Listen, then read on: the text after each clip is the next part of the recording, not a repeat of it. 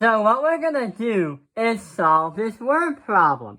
So if a superhero flies 235 meters up the hypotenuse of a right triangle building, the horizontal displacement is 212.98 meters. The distance of the superhero traveled 235 meters above the hypotenuse. What was the pitch angle? So he has to somehow fly in a certain amount of degrees. That's what we're trying to do. But before we do that, we need to know what SOHCAHTOA is.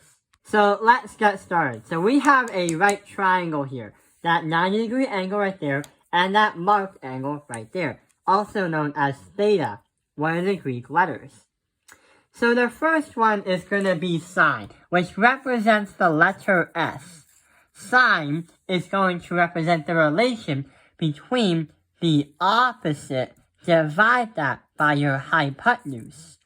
Going back from 8th grade or 9th grade, you probably may have learned this, but your formula for your hypotenuse of a right triangle is a squared plus b squared equals your c squared, also known as the Pythagoras theorem or the Pythagorean theorem. Who knows what is called that or that? Oh well. So we already know that the sine is the relationships of the opposite and the hypotenuse of a triangle. The cosine represents the letter C. We're going to write the cosine right there. Instead of opposite divided by hypotenuse, the cosine is adjacent divided by hypotenuse. So we're going to put A divided by H. The relationship between the adjacent and the hypotenuse. The T is going to represent the tangent, which is one of my favorites. So the tangent is going to be the opposite, divide that by the adjacent. So O divided by A. But hang on, if we understand all these things, but where do the letters go? Where does O, H, and A go? Well, we already know that from the Pythagorean theorem, we know that the longest line of a triangle, or the longest segment of a triangle, is going to be the hypotenuse, or the letter H. The adjacent is going to be touching the angle to the hypotenuse, but also to the 90-degree angle, which creates a 90-degree triangle, or a right triangle. So this right here is going to be your adjacent, because it touches 90 and the angle going to your hypotenuse. That's marked. Your opposite is going to be directly opposite from the hypotenuse. The opposite is only going to touch the 90-degree angle, and also an angle that is not marked, or the angle that the assignment doesn't tell us to find.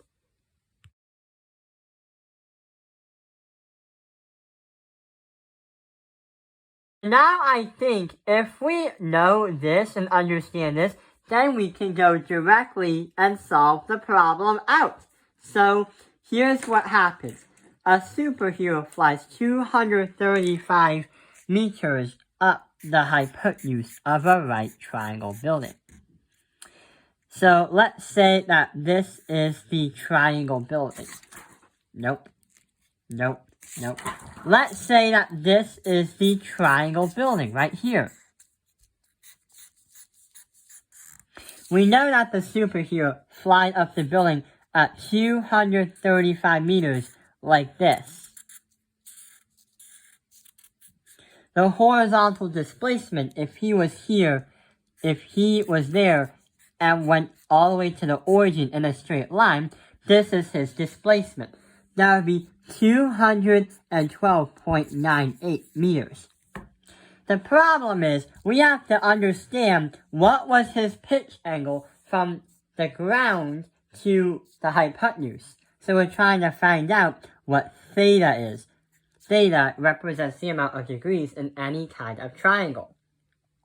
So what we have to do is use a calculator out. Let's clear it, but the issue is the way that the formula is set up, and the way that things are set up too. if we think about the work, and if we think about how the work is done, it's get very, very confusing. So what do we have here? We have the hypotenuse and the adjacent. What of the three things can we use, or what of the three relationships of lines can we use to figure it all out? What has a hypotenuse and an adjacent? Yes, the cosine has one. So what we're going to do is right over here. So the cosine of x, is going to equal 212.98 divided by 235? Huh? This makes no sense. How can we solve it if we don't know what x is? Well, instead of solving it this way and getting stuck, this is where the calculator comes in. What we have to do is try to reverse the idea of what we're trying to do. So instead of the cosine of x, why can't we say the cosine of -1 is going to equal 212.98, divide that by 235. Let's see what happens. So on a calculator, you normally would press the word cosine to find the length of any right triangle. But the issue is, since we want to reverse all that, we have to do the second cosine. So the cosine to the -1's power. And that's going to wait. Oh, we can't press the equal sign.